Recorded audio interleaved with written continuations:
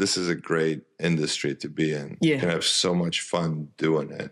And there's so many ways to be. I can't express how many ways there is to work in basketball.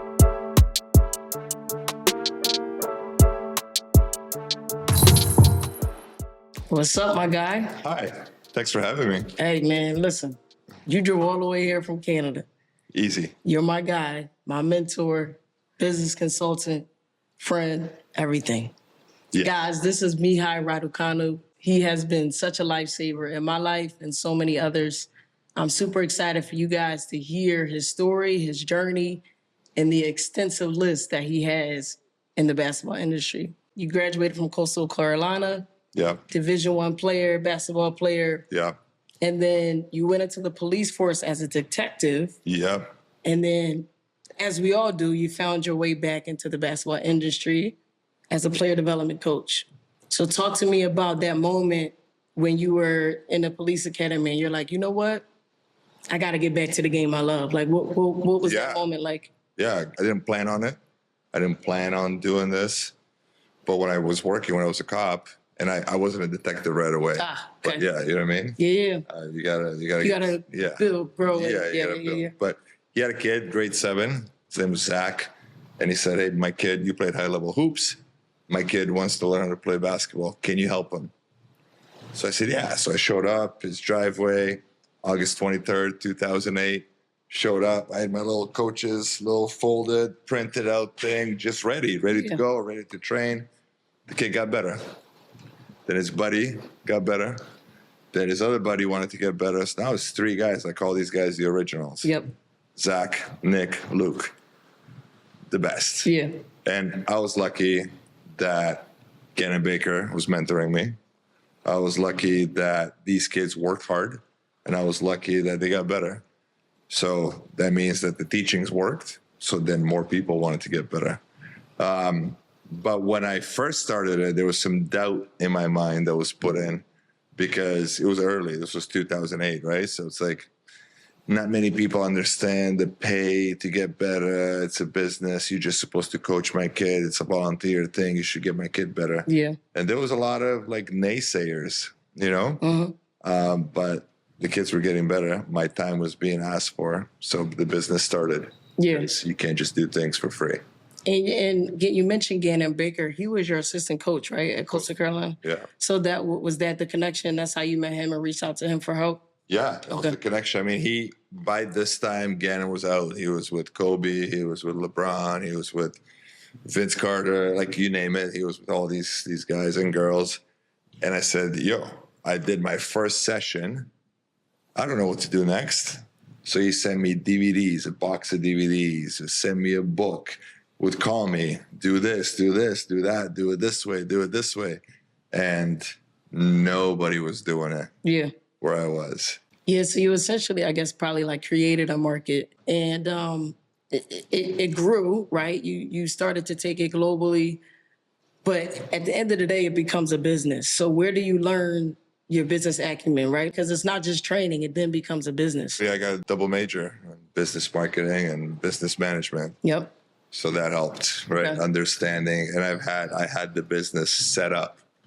And I came up with this concept, the learn, train, compete, conquer. I came up with this concept a couple of years prior to this whole thing starting, and then just started building. At first, it was emails. Mm-hmm. Hey, everybody, reply. Here's the time slots. And then I was like, wait, this takes too much time. So then you got to be efficient. You got to create the system. You got to let them choose, right? You got to not work in your business, do what you're good at. Mm-hmm. So then you realize that, wait, the more you do, the more people you help. You have more overhead. You have more community building, more people you got to have in the mix as far as like helping you grow locally, helping you grow your clientele, and then taking care of all of them, right? So as soon as you realize these things, you can start building as long as you know what you want to do. So for me, I knew I wanted to do individual training because that's all I knew from college. Right. That's all I knew from high school. But as I was doing individual training, it became to be so many people that I was forced to do now groups of 40. Right. But how do you do groups of 40 every day? Right. So then it became like 12-week sessions Mm-hmm. every once a week. Then it became different age groups.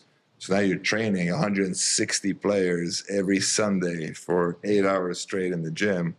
And now it's a business. And now your coaches are coming to learn from you. You're helping coaches grow. Coaches are helping you grow. It's mushrooms, you know? So you talk about coaches. At what point did you start to bring help in? Because, as a trainer, I'm dealing with it now, right? Like just you need to get the infrastructures in place, to be able to serve a critical mass of athletes. So at what point did you bring people in, and what were those positions? How did they help you? Right away, at the beginning, I had to bring in people on the court. Yeah.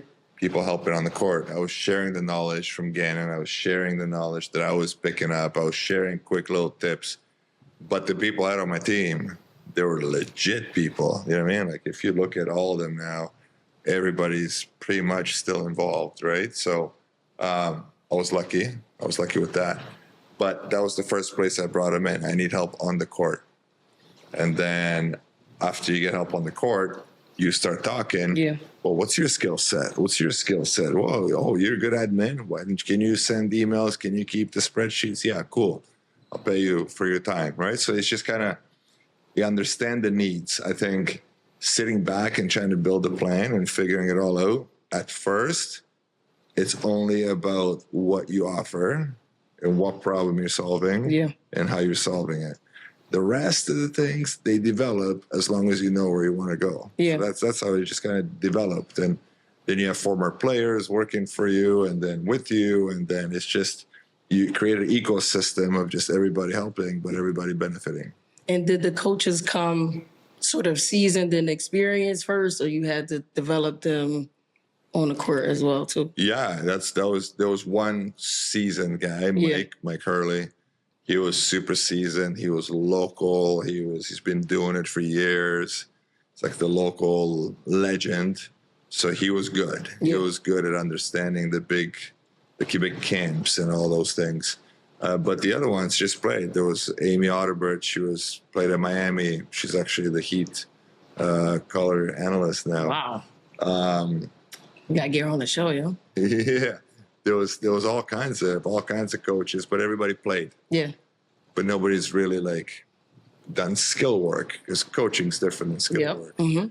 You're still coaching, but you're more focused on skill work. So we just learned. We just sat and we would look at curriculum and we would come up with ideas and we'd figure out efficiency. You know me, I'm efficient. Yep. So what was the point where No Limit Performance was your company, right? Yeah. And so you were doing No Limit Performance. You had, I'm sure thousands of kids, had some camps globally. And then you work with Gannon Baker as the ops consultant, right?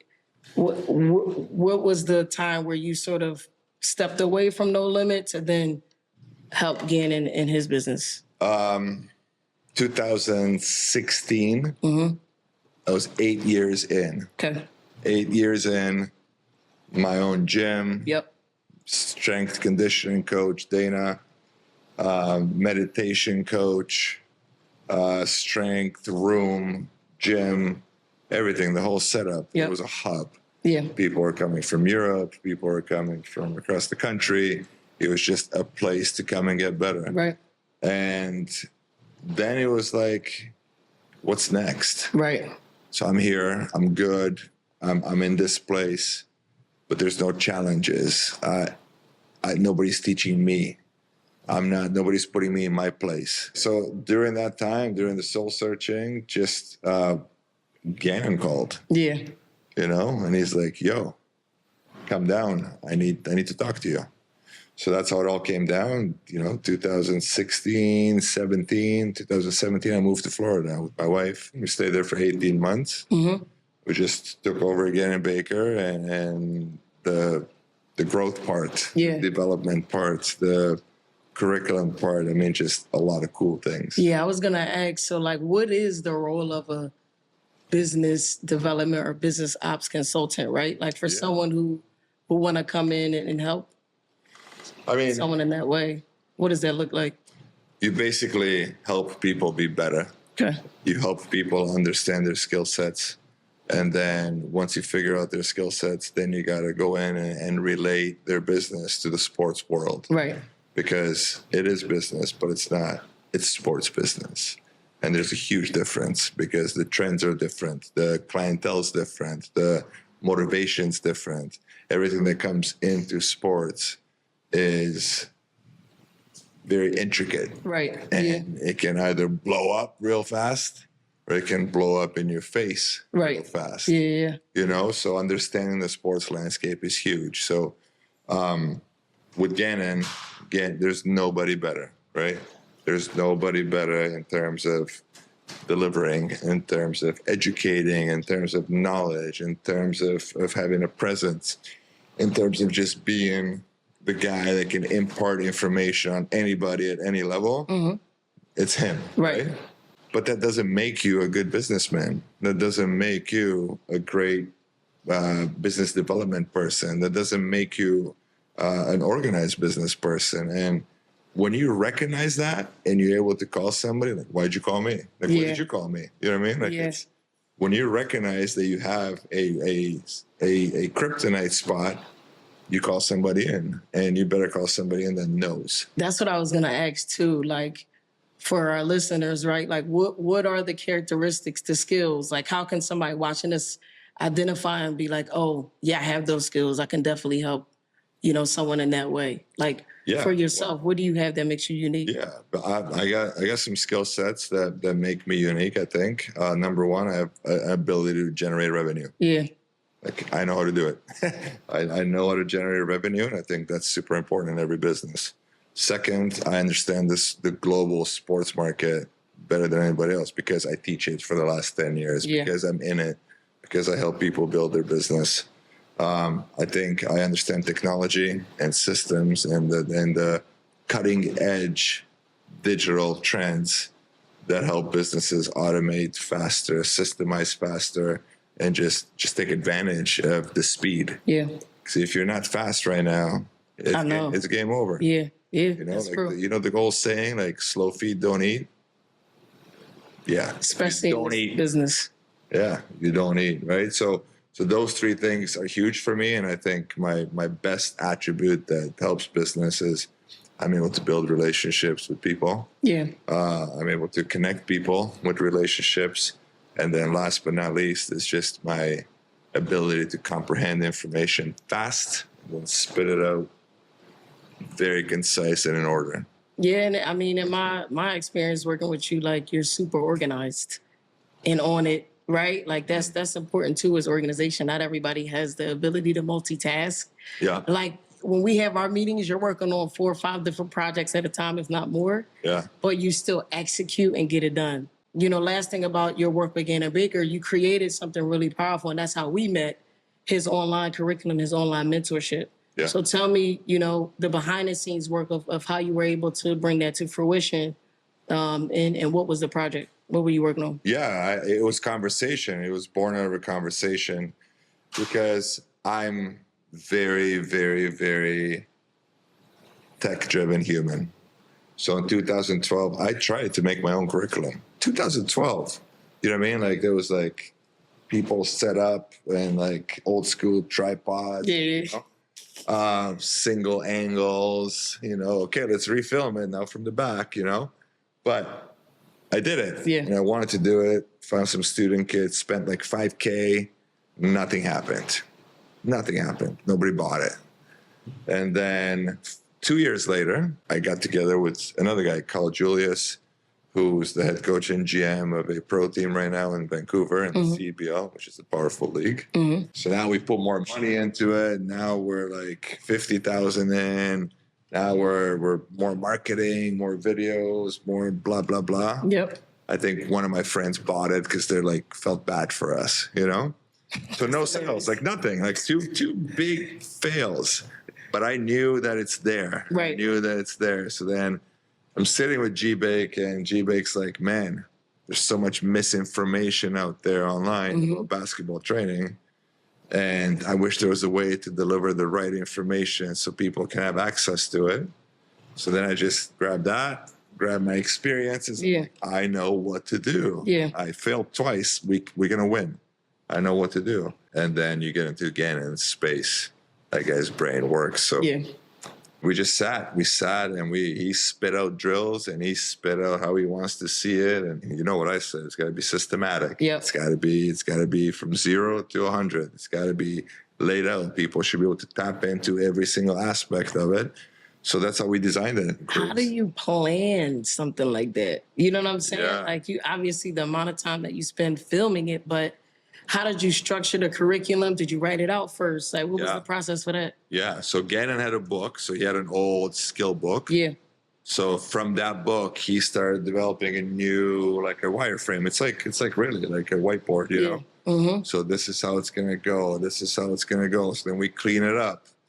And then, okay, what do people teach? Like tonight, your coaches are going to get tested. Yep. Your coaches are going to get tested. It's like, what are the 7 essential things that you need to teach? Right. Like I said, I reaped the benefit from it. Yeah, good. I've been able to, remember we went down Lithuania and I was like calling out the drills, right, from what I learned. So it was definitely something that was of benefit to me, and I'm sure people all over the world. Mm-hmm. Let's go to the next, part in your journey and your experience where you became an adjunct professor.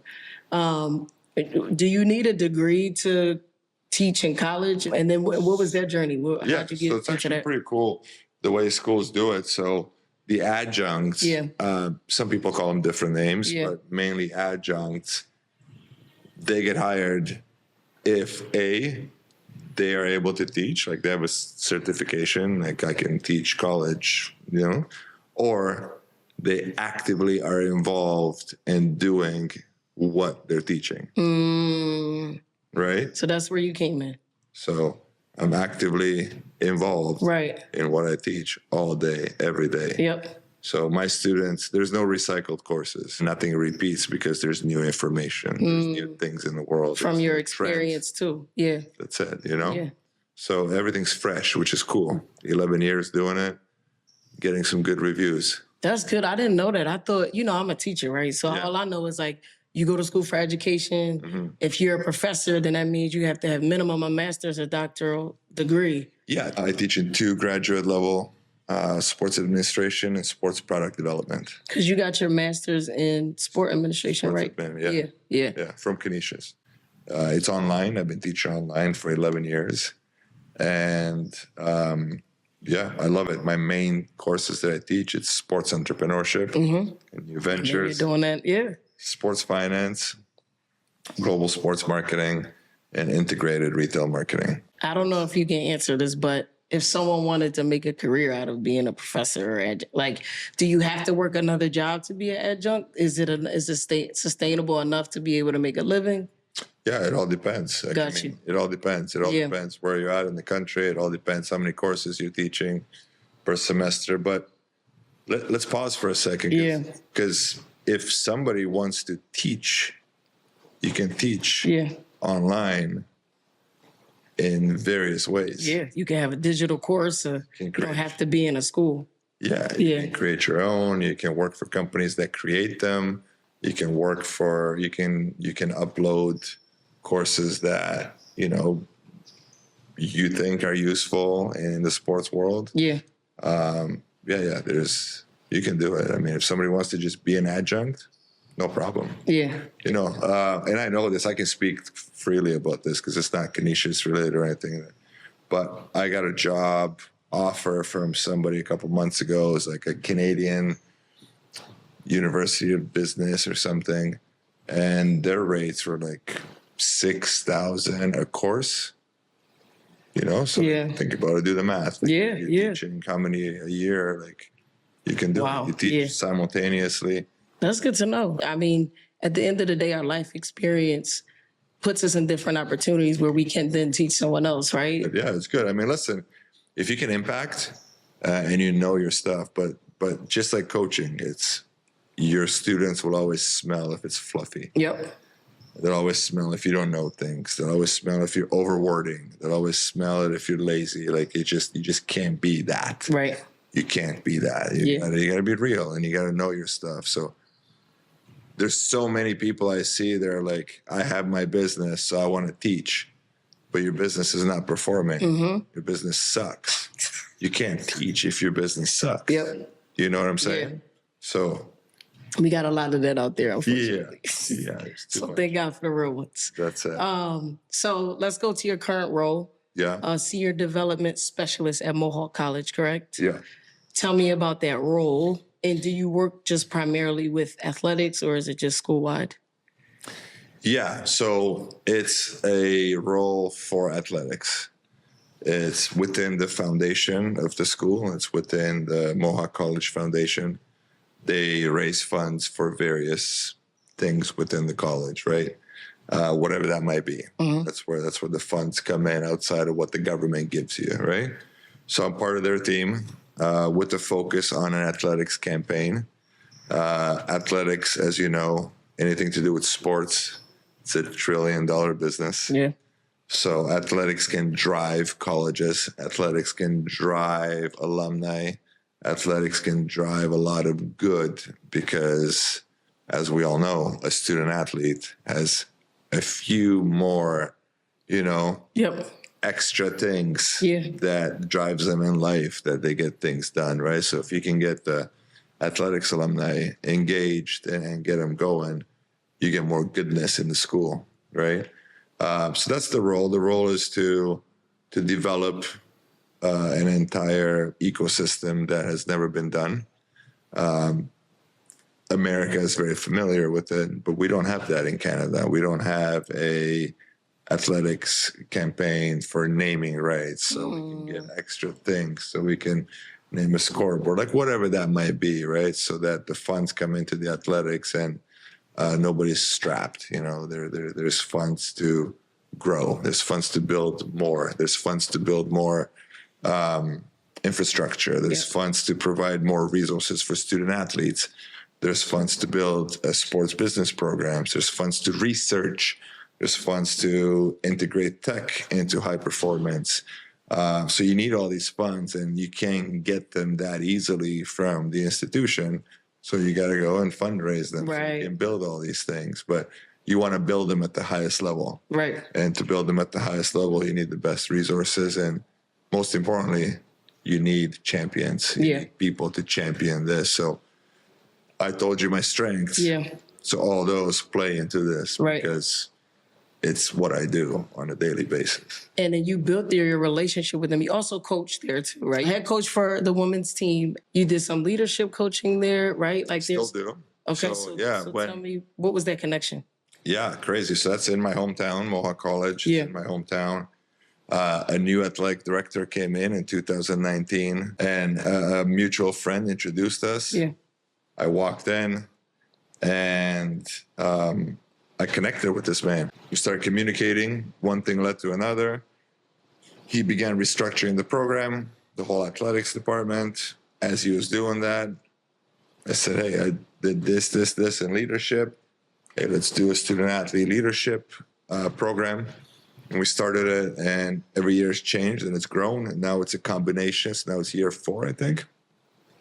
It's a combination of mental health, daily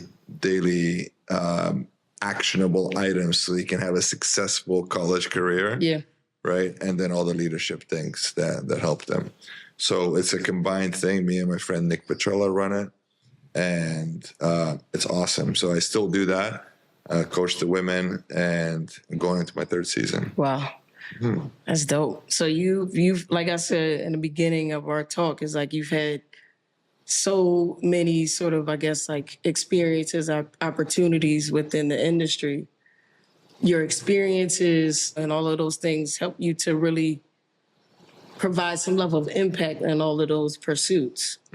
So our podcast is about, how you can create a sustainable career within the basketball industry. Yeah. It seems like you've been able to do that. Can you shed some advice or some light on how you've been able to sustain yourself in this industry? For sure. I mean, I'm super thankful that I'm 44 years old. Basketball taught me how to speak English. Basketball got me a scholarship. Basketball helped me meet, the mother of my kids. Basketball helped me meet my wife. Basketball helped me just basically grow, and it continues to help me grow. So I love basketball. Yeah. I always tell people you got to get to know yourself. Yeah. And you got to understand what you love. So for me, my top 5 loves are myself, number one, my wife and my kids, ability to get free information growing up in a communist country. You know, you don't have that. 4, ability to spread the knowledge to others. And 5 is hoops. It's basketball. So I love basketball. So that's number 1, love what you do. Number 2, understand yourself. Understand what you're good at. Understand where you're at physically, mentally, emotionally, relationally. Understand what drives you. Understand the things you don't like. Understand the things you like. And you'll figure out what you really want to do in the game of sports. John Maxwell, great leadership speaker. He has a thing. Write down your thoughts. Have a place to land your thoughts. You know, a good exercise would be every morning for 14 days, 2 weeks. Yeah. Write down, what do I really want to do? That's the question you got to answer. And the answer will show up. You know what I mean? Yeah. If you're trying to have a long career in the game of basketball, you have to be able to adapt. You have to be able to grow. You have to be able to understand exactly what you're good at. You have to be able to help people be better. And you got to be able to somehow solve some sort of problem within this industry. And you can't solve any problems unless you know who you are. Yeah. And you can't solve problems unless you know who you are and you're working on growing and being better. Yeah. And then it's longevity. Why is Gannon Baker still doing it? He's 54 years old. Why is he still doing it? He loves it. He studies it. He lives it. He breathes it. You've been to his house. Yep. It's like you're in a basketball mecca, right? So it's like, why does he do it? He loves it. He cares. He wants people to be better. And it's never been about the funds, because when you work and money's first, you always fail. When you work, money always comes. Yeah. Right? When we're talking about jobs like this, passion jobs, if your mind is wired differently and all you want to do is make money, there's so many ways to just do that, right? And if you don't mix sports with entertainment, with marketing, with naming rights, with products, with collaborations, with outfitters, with shoe companies, then you're not doing it right. Yeah. Simple. You're missing out on big pieces of the pie at any level, from a game day person to a social media creator to a coach to an agent. Anything that you do, if you're not studying it, if you're not working at it, if you're not getting better, you're not going to get better. Yeah. And you get no street cred. So then you have no ability to sustain this, Like Gannon, he says, your repetition gives you your reputation, and that's one that sticks with me all the time. But so this is new, actually. You're the first person who's going to do this, but we have a new segment in the show called Grateful to the Game. Oh. And that part of the show is where each guest talks about why they're grateful to the game based on their experience, whether playing, coaching, having whatever experience they have in connection to the sport of basketball.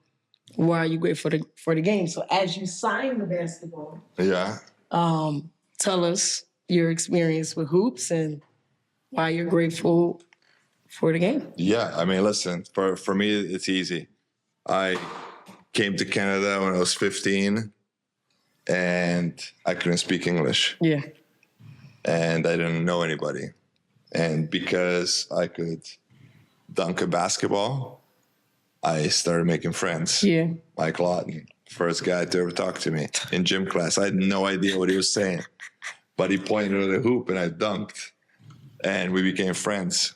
Still my friend, But that's one reason. Second reason, I would have never got the opportunity to get an education at Coastal Carolina without basketball. Yeah. My parents I mean, they moved to Canada so that we can get a better life, but that wasn't part of their skill set, knowledge, or ability to help us navigate that. So I'm grateful for that. I was able to get an education, but most of all, meet all my boys. Meet all my friends. Meet everybody, right? That majority of them I'm still in contact with. It's just good people. And then coming back to Canada, I think basketball at that time, what it did for me is show me another side to the world, show me a different place. I was in the police force, and it was good, and I was good at it, and there was no issue. I was able to do my job at the highest level. I was officer of the year. But basketball, when I started teaching it, gave me so much more back. So much more back. Right? It wasn't taking somebody's drugs and money and putting them in jail and them getting out the next day. It was like helping kids to not even get to that stage. But more importantly, that's not why you do it, but it helps. But more importantly is you watch them develop. And so, those original guys, they're probably like 30 now. And they still message me. We still talk. And you make an impact. So that you don't get away from. That is why I'm around. That's why I'm learning. That's why I'm adapting. I'm a women's head coach. Did it as an interim for a year as a favor to the athletic director. And then I was like, wow, I love this. This is fun. Give me more. Give me more. And that's why we're here, right? Like, we met because of the game of basketball. We become friends. We talk more, obviously, we talk about business, but we talk about our lives and our impact. I think that's the thing that makes us so connected, and why we relate to each other so well and so easily is because our intention is super pure, Super pure. And it's always about impact. I always say, like, create a plan, build a team, make an impact.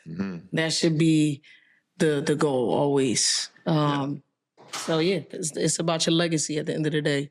Not what you do for people, but also like how people remember you, how you made them feel. All of that stuff is important. So, and this is a great industry to be in. You can have so much fun doing it.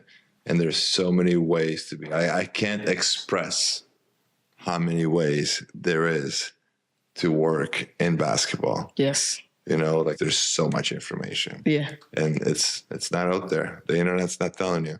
It's only telling us, it's about coaching. Like I said, coaching, training, but what else exists? There's so much more. And for me, I didn't have that. I had zero direction when I graduated. So Business of Basketball is the platform to expose and to educate and to provide resources for people to connect and just get information of journeys, that they can, embark on and get into. So, Mihai, thank you so much for your time. Thanks for having me. Thank you for coming up all the way from Canada, y'all. That's Canada. That's it. I'm driving back tonight.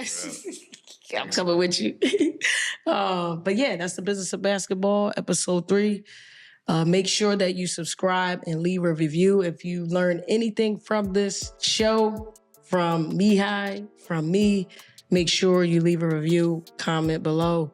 And subscribe to our channel. That's Business of Basketball. I'll see you on the next one.